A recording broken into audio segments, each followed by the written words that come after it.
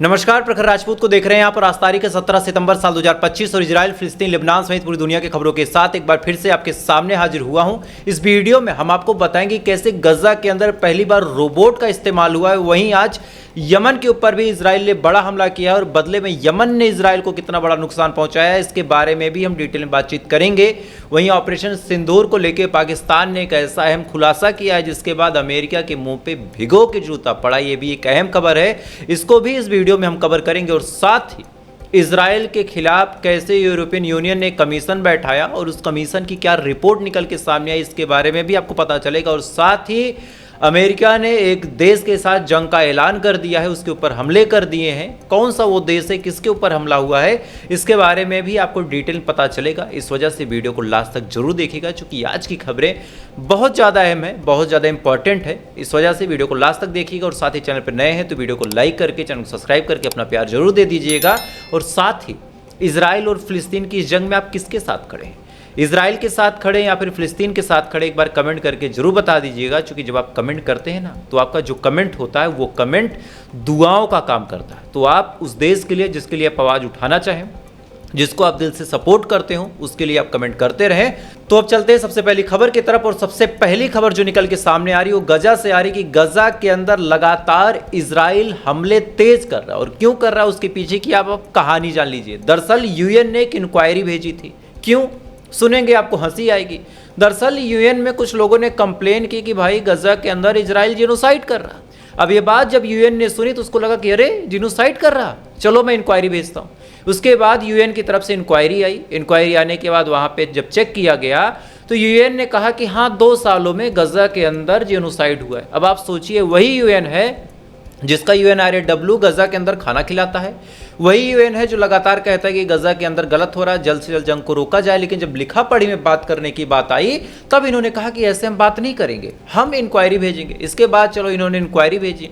Inquiry भेजने के बाद क्या हुआ कि गजा के अंदर इन्होंने रिपोर्ट पाई कि गजा के अंदर जिनोसाइड हो रहा है। इसके बाद क्या हुआ, इसके बाद इन्होंने कहा कि इजराइल जो कर रहा है वो गलत कर रहा है और उसको रोकने की जरूरत है। और जैसे ये बात यूएन ने बोली, उसी के जस्ट बाद गजा में भयानक हमले हुए। आलम ऐसा था कि पहली बार रोबोट्स का इस्तेमाल किया गया, बिल्डिंगों को दहला दिया गया। प्रयास करूंगा कि आज आपको विजुअल्स भी दिखाऊं। बिल्डिंगों को तबाह कर दिया गया। 78 के करीब लोग ऐसे हैं जिनकी जान चली गई, 78 के करीब फिलिस्तीनी ऐसे हैं जिनको मार दिया गया। और 10 तो ऐसे मासूम बच्चे थे जो फुटबॉल खेलने के लिए एक एकेडमी में गए थे, वहाँ पे भी इनको मार दिया गया। एक एकेडमी के ये छात्र थे, उम्र ज़्यादा से ज़्यादा 10 साल 12 साल थी। लगभग 10 ऐसे बच्चों को मार दिया, 78 फिलिस्तीनियों को मार दिया। और इसके बाद भी जब मन को ठंडक नहीं मिली तो फिर ये घुस जाते हैं वेस्ट बैंक में। आज इजराइल के बुलडोजर वेस्ट बैंक के अंदर घुस गए और बाकायदा रेड किया और बिल्डिंगों को जमींदोज कर दिया। जितनी भी हाई रेज बिल्डिंगें हैं, वो चाहे वेस्ट बैंक की हों, वो चाहे गजा की हों, दोनों जगहों पे बिल्डिंगों को तबाह किया जा रहा। चूंकि एकमात्र मकसद है कि जब घर ही नहीं रहेगा तो लोग रहेंगे कैसे। और इसी वजह से रिपोर्ट निकल के सामने आई है कि अब गजा के लोगों का जो सब्र है वो टूट चुका।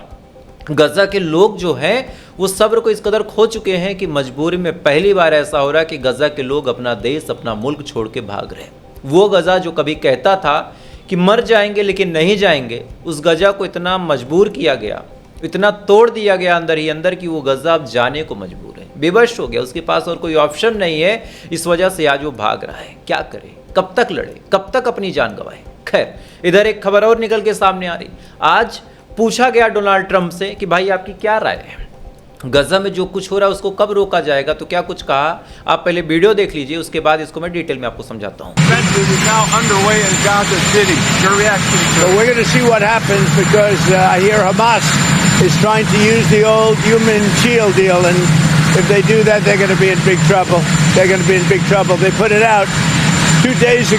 इस वीडियो में आप कंफर्म जान सकते हैं कि डोनाल्ड ट्रंप का आरोप है कि गजा में जो कुछ हो रहा है वो हमास की गलती से हो रहा।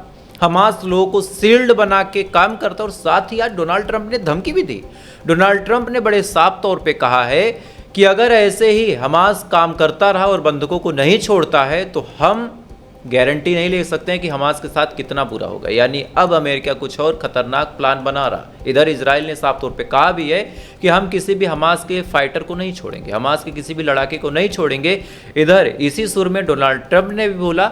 और इसी सुर में मार्को रूबियो ने भी बोला। मार्को रूबियो ने बड़े साफ तौर पे कहा कि हमारे इजराइल से ताल्लुकात बड़े अच्छे हैं, और बाकायदा एक वीडियो रिलीज़ किया इन्होंने कि वो कैसे इजराइल गए, कैसे वहाँ पे वो अलग अलग जगहों पे गए, कैसे वो वेस्टर्न वॉल पे गए, कैसे वो जेरूसलम पहुँच गए। ये तमाम चीज़ें मार्को रूबियो ने वहाँ पे वीडियो के माध्यम से दिखाई, और दिखाने के बाद बाकायदा दावा किया कि हम इजराइल के साथ खड़े हैं, और जब तक हमास अपने बंधकों को नहीं छोड़ता, जब तक 48 जो लोग हैं उनको आज़ाद नहीं किया जाता, तब तक गज़ा में जो जीनोसाइड है वो नहीं रुकेगा, गज़ा में जो नरसंहार है वो नहीं रुकेगा। यानी अब चाहे अमेरिका हो चाहे इजराइल हो, इन सब ने बड़े साफ तौर पे कह दिया है, बड़े साफ तौर पे कि हम अपने उन 48 लोगों को एक हथियार की तरह इस्तेमाल करेंगे, और इन्हीं 48 लोगों के चक्कर में पूरे गज़ा को तहस नहस कर देंगे। ये बात इनडायरेक्टली डायरेक्टली, चाहे ऐसे चाहे वैसे, कान पकड़ना है चाहे आप इधर से पकड़ो चाहे ऐसे घुमा के पकड़ो, कोई खास मैटर नहीं करता। मतलब इनका बड़ा साफ है कि 48 लोगों को जब तक तुम नहीं छोड़ोगे तब तक हम मारते रहेंगे। अब नहीं छोड़ोगे, मारते रहेंगे, अब आपके दिमाग में एक सवाल आएगा कि भाई हमास ही क्यों नहीं छोड़ देता, छोड़ दे, बवाल ख़त्म कर दे, क्यों जिद पकड़ के बैठा है, कहीं हमास ही तो नहीं है जो बंदूकों को मरवा रहा है। अब ये बात जब आप सुन रहे होंगे या फिर ये बात जब आप सोच रहे होंगे तो आपकी जहन को थोड़ा सा इजाफा करने के लिए एक और जानकारी देता हूँ। आज कतर ने एक बड़ी बात बोली, और जो बात बोली वो बात बहुत सही बोली। कतर ने कहा कि पहले हम मीडिएशन करते थे, पहले हम समझौता करवाने की कोशिश कर रहे थे, लेकिन जिस हिसाब से हरकतें हैं इजराइल की और जिस हिसाब से नेताओं को टारगेट किया है इजराइल ने, हम गारंटी नहीं ले सकते कि अब हमास बातचीत करेगा भी। देखिए मतलब बड़ा साफ है, जिससे बातचीत हो सकती थी। हमास एक संगठन है, हमास को लोग अक्सर उसी चीज़ में जोड़ लेते हैं जो मिसाइलें मारता है, जो लोगों को मार देता है। नहीं, हमास में भी अलग अलग ब्रिगेड हैं, अलग अलग ग्रुप हैं, अलग अलग संगठन अलग अलग तरीके से काम करते हैं। कुछ लोग हमला करते हैं, कुछ लोग आर्मी में हैं हमास के, कुछ लोग हमास के पॉलिटिकल इन्फ्लुएंस को देखते हैं, कुछ लोग हमास में नए लोगों को रिक्रूट करके ट्रेनिंग देते हैं, कुछ लोग पॉलिटिकल तौर पे जियो पॉलिटिक्स संभालते हैं, और जो जियो पॉलिटिक्स संभालते हैं सीज फायर करना या फिर नहीं करना, क्या बातचीत करनी क्या बातचीत नहीं करनी, अब क्या करना है, विदेश में किसके पास जाना है, ये तमाम मसले जो हैं, ये तमाम मसले देखने का काम हमास करता था। अच्छा, हमास ने जो कतर में अपना हेडक्वार्टर बना रखा था जहां पे अटैक हुआ, आपको जान के बड़ा ताजुब होगा कि उस हेडक्वार्टर को बनवाने वाला कोई और नहीं, अमेरिका ही था। दरअसल हमास और इजराइल की लड़ाई कोई आज से नहीं है, बहुत पहले से। तो इस लड़ाई में एक ऐसा न्यूट्रल बैकग्राउंड चाहिए था लोगों को, जहां पे दोनों देश शांति से बैठ के बातचीत कर सकें, जहां पे इजराइल और हमास बैठ के कभी बातचीत करना हो डिप्लोमेटिक तरीके से तो कर सके। तो अमेरिका ने कतर में कहा था कि काम करो, यहाँ कभी इजराइल हमला नहीं करेगा, आप अपना एक ऑफिस बना लो। बाकायदा हमास से ये बात बोली गई थी, तब हमास ने अपना ऑफिस कतर में बनाया था। अब कतर में अमेरिका के ही सारे पे ऑफिस बना कि यहाँ पे ना इजराइल कभी हमला करेगा और ना ही इजराइल का कोई सीनियर डिप्लोमेट आएगा तो हमास उसको टारगेट करेगा। ये दोनों चीज़ें एक करारनामे पे दोनों की इनडायरेक्टली साइन हो गई थी कि कोई किसी को यहाँ पे टारगेट नहीं करेगा। लेकिन जब यहाँ पे टारगेट कर दिया गया तो फिर अमेरिका की भी बात खत्म हो गई। इधर कतर के अंदर जो एक भरोसा था हमास को कि यहाँ हम बातचीत कर सकते हैं, वो भी खत्म हो गया। तो अब कतर खुद कह रहा है कि भाई कौन गारंटी लेगा कि हमास बातचीत करेगा या नहीं करेगा। और यही वजह है कि सीज फायर को लेके जो 48 लोग हैं उनको छोड़ने के आसार बड़े कम दिख रहे। भाई क्यों छोड़ेगा, वो छोड़ेगा, वो बातचीत करने आया था, तुमने धोखे से उसको मार दिया, तो फिर वो घायल सांप है, वो हमला करेगा और कुछ नहीं करेगा। खैर, इधर आज इजराइल ने जो हुतीस के कंट्रोल का हुदिया पोर्ट है वहाँ पे बड़ा हमला किया है। इस हमले में कितना नुकसान हुआ है आप सुनेंगे तो सुनने के बाद आप ताज्जुब भी करेंगे, आप हंसेंगे भी। क्यों, आप सुनिए। सबसे पहले इजराइल ने एविक्यूएशन ऑर्डर दिया और कहा कि जो हुदिया पोर्ट है वहाँ पे हम हमला करने वाले हैं। अब ये ऑर्डर दिया, थोड़ी देर बाद वहाँ पे हमला कर दिया, एयर स्ट्राइक की, और खुद IDF ने अपने पोस्ट में कहा है कि वहाँ पे जहाँ पे हमने हमला किया है उस जगह पे हुतीस ग्रुप के बैलिस्टिक मिसाइलें थी, UAV थी, सरफेस टू सरफेस मिसाइलें रखी थी, और इन्हीं मिसाइलों का उपयोग करके अक्सर हुतीस ग्रुप हमारे ऊपर हमला करते थे। ये बात इन्होंने अपने मुंह से खुद एक्सेप्ट कर ली कि हुतीस ग्रुप यहीं से इनके ऊपर हमला करते थे। अब आप सुनिए अगली खबर। इसी के बाद इन्होंने हमला भी कर दिया। हमला करके इन्होंने दावा भी ठोक दिया कि भाई हमारी इस हमले में यमन के हुतीस ग्रुप को बड़ा नुकसान हुआ है और इस नुकसान से अब हुतीस ग्रुप कभी उठ नहीं पाएंगे। लेकिन जैसे इन्होंने हमला कंडक्ट किया, जैसे इन्होंने अपने विजुअल्स जारी करने शुरू किए, अभी कंप्लीटली इनके विजुअल्स भी नहीं आए थे, इसी दौरान एक दूसरी अपडेट आ गई और इस अपडेट ने सबको चौंका दिया। यमन के हूतीस ग्रुप की तरफ से फिर से मिसाइलें मार दी गई। यानी इनका जो दावा था कि हमने उदिया पोर्ट को तबाह कर दिया, हमने उनको घुटनों पे ला दिया, वो लोग गिड़गिड़ा रहे हैं, उनके पास रोने को आंसू नहीं बचे। 10 से 15 मिनट बाद ही यमन की तरफ से बैलिस्टिक मिसाइलें दाग दी गई, यूएवी दाग दी गई, और इनके ऑफिशियल टेलीग्राम पोस्ट पे ये दावा किया जा रहा है कि भाई सायरन बज रहे हैं, हम इंटरसेप्ट करने की कोशिश कर रहे हैं, और जितने ज़्यादा से ज़्यादा लोग हैं वो सब शेल्टर होम में चले जाएं। यानी इनका जो दावा था कि हमने पोर्ट को तबाह कर दिया, हमने मिसाइलें तबाह कर दी, 15 मिनट में उसने मिसाइल मार दी। 15 मिनट तक ये अपने बयान पे जिंदा नहीं रह पाए। 15 मिनट तक इनको जीत की खुशी हूतीस ग्रुप ने नहीं लगने दी। 15 मिनट में मिसाइलें दाग दी। अब हालांकि इनका दावा भी 4 घंटे बाद आपको मिल जाएगा कि जो मिसाइलें दागी गई हमने उनको इंटरसेप्ट कर लिया, हमने उन मिसाइलों को तबाह कर दिया। लेकिन असल में कितना नुकसान होगा ये आपको अगले वीडियो में बता दूंगा, सबूत के साथ बता दूंगा। इस वजह से अगले वीडियो को भी आप जरूर देखिएगा। खैर, इधर यमन के साथ हमला चल ही रहा था, इधर पाकिस्तान ने भी अमेरिका के मुंह पे ऐसा भिगो कि जूता मार दिया कि भाई साहब अमेरिका वाले समझ नहीं पा रहे कि किसको पाल लिया था, किससे हमने दोस्ती का हाथ बढ़ा दिया, इस आदमी ने तो इज्जत डुबो दिया। हुआ क्या आप समझिए। दरअसल पाकिस्तान के जो चाहे फॉरेन मिनिस्टर कह लें और चाहे deputy PM deputy prime minister कह लें, इसाक डार, ये मार्को रूबियो से बातचीत कर रहे थे। इसी दौरान इन्होंने भारत को नीचा दिखाने के लिए 2-4 शब्द बोल दिए। क्या बोले? पहला शब्द कि हम तो हर मुद्दे पे चाहते हैं कि जो बात है वो त्रिपक्षीय हो। त्रिपक्षीय का मतलब एक पक्ष भारत का, एक पक्ष पाकिस्तान का, और तीसरा जो पक्ष है या तो यूनाइटेड नेशन का हो या फिर अमेरिका का हो। ये साफ तौर पे पाकिस्तान ने कह दिया। इसके बाद इसाक डार ने कहा कि भाई हम तो चाहते त्रिपक्षीय बातचीत हो, लेकिन भारत हमेशा से अड़ंगा अड़ा देता है। और साथ ही आप एग्जाम्पल के तौर पे देखिए, ऑपरेशन सिंदूर में अमेरिका ने जब कहा कि हम समझौता करवाना चाहते हैं, हम सीज फायर रुकवाना चाहते हैं, हम करवाना चाहते हैं, इसी बीच भारत ने कहा कि हमें नहीं जरूरत है। ये बात इसाक डार समझ ही नहीं पाए कि वो भारत को नीचा नहीं दिखा रहे, ये अमेरिका को नीचा दिखा रहे। अमेरिका जो 33 बार डोनाल्ड ट्रंप भाई साहब चीख चीख के कह रहे हैं कि वार हमने रुकवा दी, हमने सीज फायर करवा दिया, हमने धमकी दे दी। पहली बार पाकिस्तान के जो डिप्टी पीएम इसाक डार है, उन्होंने अपने मुंह से कह दिया कि भाई भारत के पास ऑफर तो आया था, लेकिन भारत ने सीज फायर किया ही नहीं। सीज फायर की बात अमेरिका की भारत ने एक्सेप्ट नहीं की, और इसी वजह से भारत जो कश्मीर का मुद्दा है उस पर भी एक्सेप्ट नहीं कर रहा। ये बात ये समझ नहीं पाए कि इन्होंने गलती से क्या बोल दिया। अब इसको लेके पूरी दुनिया में अमेरिका की ऐसी बेइज्जती हो रही है कि यार भाई साहब, तुम तो कहते थे कि तुमने जंग रुकवा दी भारत पाकिस्तान की, तुम तो नोबेल पीस प्राइज लेने जा रहे थे, इधर तुम्हारा ही अमेरिका का जो पालतू चमचा है पाकिस्तान, वो क्या बोल रहा है। अब इस पे जवाब आएगा डोनाल्ड ट्रंप भाई साहब का, लेकिन कब आएगा ये ऊपर वाला जाने। तब तक आपको अगली खबर बताता हूँ। अगली खबर निकल के सामने आ रही वेनेजुएला से। वेनेजुएला के ऊपर आज अमेरिका ने अटैक किया है। वेनेजुएला की कुछ जहाज़ थी जो जा रही थी, इन जहाज़ों को बाकायदा टारगेट किया। टारगेट करने के बाद बाकायदा इन जहाज़ों को डुबो दिया। लगभग 3 के करीब जहाज़ थी जिस पे एयर स्ट्राइक करके उनको डुबो दिया गया। अमेरिका का कहना है कि इन जहाज़ों का उपयोग वेनेजुएला नारकोटिक्स डिपार्टमेंट में कर रहा था, यानी नशे की जो चीज़ें हैं, चाहे ड्रग्स हो, चाहे वो कोकीन, हेरोइन, ये तमाम चीज़ें अमेरिका में भेजने के लिए कर रहा था। इस वजह से हमने अटैक करके उसको डुबो दिया, और आने वाले टाइम में भी हम अटैक करते रहेंगे।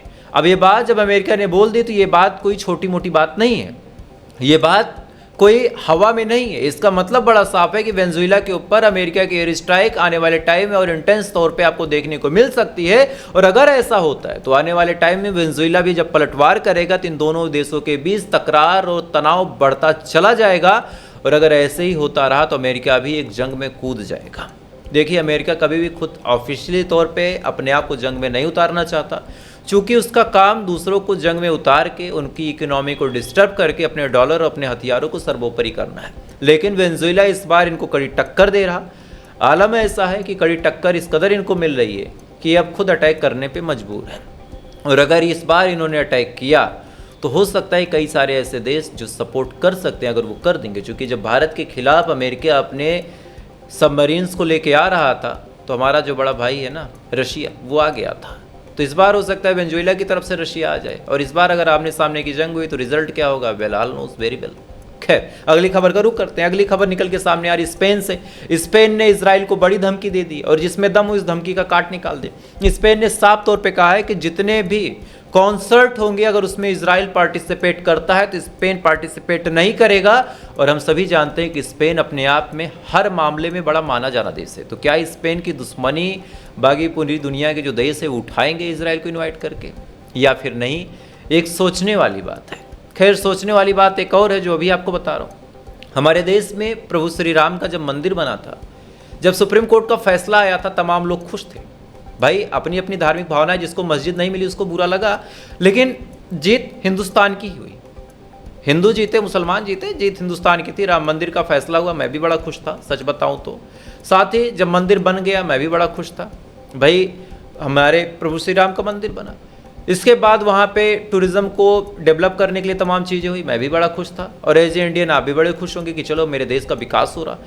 कई 100 करोड़ लगा के वहाँ पे एक एयरपोर्ट बना, और उस एयरपोर्ट की क्या सच्चाई है बरसात में निकल के सामने आई है। एक वीडियो आप उसको देख लीजिए। या फिर इन भ्रष्ट लोगों की मेहरबानी कहूँ, कुछ भी कहूँ, बस सोचा कि अपनी जुबानी कहूँ। गौर से देखिए, ये है महर्षि Valmiki Ayodhya airport, international airport. सामने महर्षि वाल्मीकि जी हैं जो इस भ्रष्टता की कहानी मोर पंख से बैठ करके इत्मीनान से लिख रहे हैं। इन्होंने तो बहरहाल रामायण लिखी, लेकिन अब लगता है इनको इस कहानी को भी लिखना पड़ेगा। ये एयरपोर्ट का टर्मिनल डिपार्चर D1 और डिपार्चर D2 गेट है, और इसके सामने ये देखिए, गौर से देखिए, ये आपको पानी की बूंदें दिख रही होंगी। ये है अयोध्या के इंटरनेशनल एयरपोर्ट का हाल, बड़े बड़े महापुरुषों के नाम। इस वीडियो में आप देख सकते हैं कि कैसे उस एयरपोर्ट से पानी टप टप टप करके टपक रहा है। तमाम लोग वीडियो बना के मजाक उड़ा रहे हैं, लेकिन जाहिर सी बात है, सैया भय कोतवाल तो काहे का डर। बाकी आप खुद समझदार हैं। खैर, तो अभी के लिए बस इतना ही। बाकी आपकी क्या राय कमेंट जरूर कीजिएगा। वीडियो अच्छा लगा हो तो लाइक सब्सक्राइब करके अपना प्यार दे सकते हैं। और अगली खबर में मैं आपको बताऊंगा कि हूतीस ग्रुप के हमले में कितनी कैजुअल्टी हुई। इस वजह से वीडियो को लास्ट तक जरूर देखिएगा। साथ ही अगर आप चाहें तो इस वीडियो को अपने ग्रुप्स में शेयर करके प्यार जरूर दे सकते हैं। बाकी कल फिर मिलते हैं ऐसी किसी खबर के साथ। तब तक आप अच्छे रहिए, खुश रहिए, अपना ख्याल रखिए, अपने देश का ख्याल रखिए। ऊपर वाला की हिफाजत करें।